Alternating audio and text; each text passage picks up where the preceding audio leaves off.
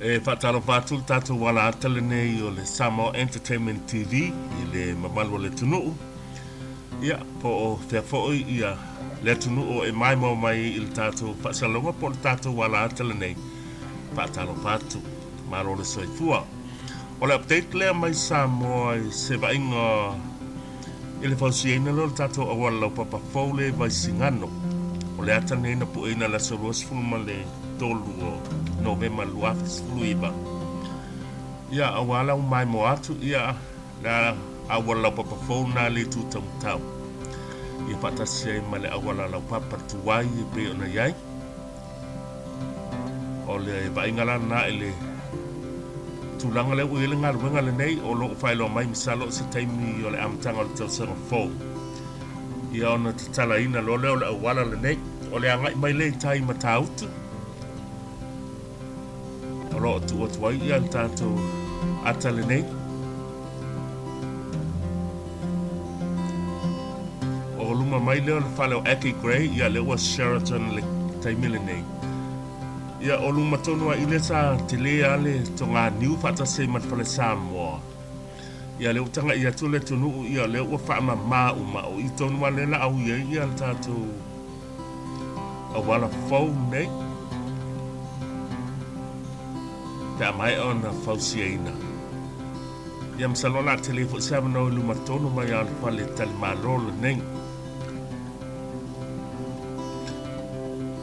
Ia te pena fo se mai moanga ia po sta faunga Samoa se taimi lumana ia msalo e taunu watu whainga mlanga le wasui al tato o la papa le nei.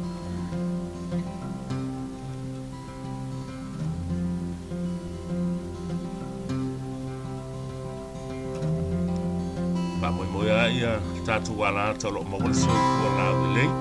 Ia leo tu mal tātou me pu atai lalo, ma ingan na mai lumatonu palo Aki. Anga ia tula tātou mai la wala pa phone nei. O lona tātianga le tu atu i o. Le wha solo atua ia le iu o tula le pausia ina le vaenga le nei o le tātou o wala. O le tanga ia tula le pito lano le wala papa.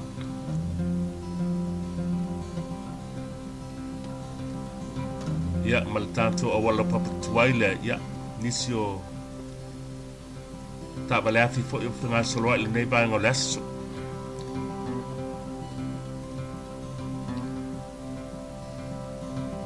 Ele o mai loa le teimi nei le wha mai moe pe tāla ili alo le bāinga leo le awala pe tu upea. O lalo leo le awala papa tuai. Ia le tanga ia tu ai ile vaenga leo tātou wata.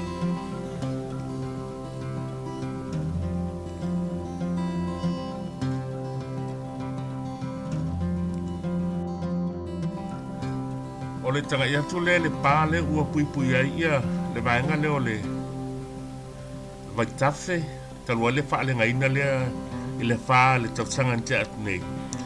Ia leo ia le pāle pui pui ai le toe lo fio fanua ia mai ainga foi tua oi a mesa I leo ne ma VAISIGANO salo pe amal fulfutul ma wolunga le pale le woli watu tato me pu ata ngai o le tato wafu mataut ia se update nga mai le wafu tulanga fo ia I ne ba ta wal tau sang ia le ia nai ba o loia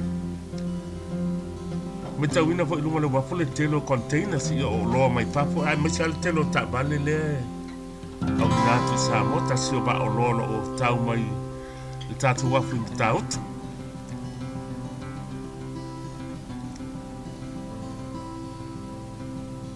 pei wale vai teli malanga mai Samoa ia o nai update ia wana van si le fia le malu le tunu ta si leo le vaenga o tatu au o nanga le tatu TV o le whaelo atu le malo le tunu I so se vaenga o lau langi o no pia I fo ia whamoe moea o le alofo le tua tātou whelo I pei lunga o tātou pasalau ia o se vaenga la nā mali tātou walata le nei o le Samoa Entertainment TV patas se malekario video production ia o le usa fo ia mata lio fo lau e tu ina tu ia tātou wala atal nei a wala mai mo le mai o le tunu ia mai a te nei pa soifua ina le malo le tunu le nevaenga o le aso soifua